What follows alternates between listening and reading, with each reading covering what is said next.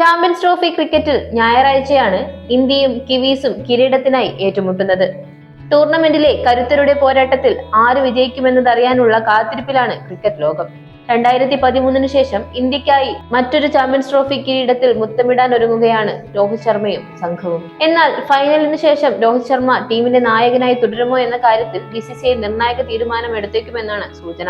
വരാനിരിക്കുന്ന ടൂർണമെന്റുകളിൽ രോഹിത് ശർമ്മ ടീമിനെ നയിക്കുമോ എന്ന് ഉറപ്പില്ല.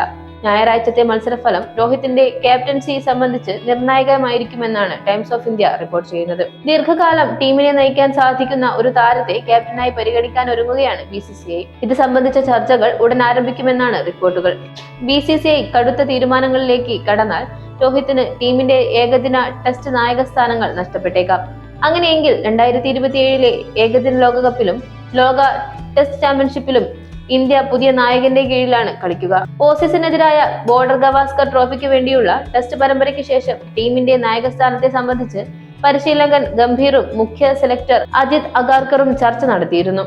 ഭാവി പദ്ധതി വെളിപ്പെടുത്തണമെന്ന് രോഹിത്തിനെ അറിയിക്കുകയും ചെയ്തു.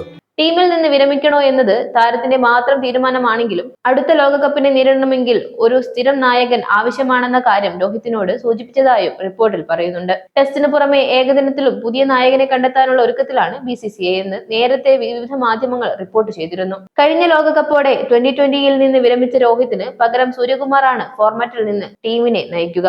ടെസ്റ്റിലാകട്ടെ നായകനായി ബുംറയെ പരിഗണിക്കാനിരിക്കുന്നതായാണ് വിവരം. ബോർഡർ ഗവാസ്കർ ട്രോഫി പരമ്പരയിലെ അവസാന ടെസ്റ്റിൽ രോഹിത്തിന് പകരം ബുംറയാണ് ടീമിനെ നയിച്ചത്. ടെസ്റ്റ് ടീമിന്റെ സ്ഥിരം നായകനായി താരം അടുത്തു തന്നെ മാറിയേക്കും.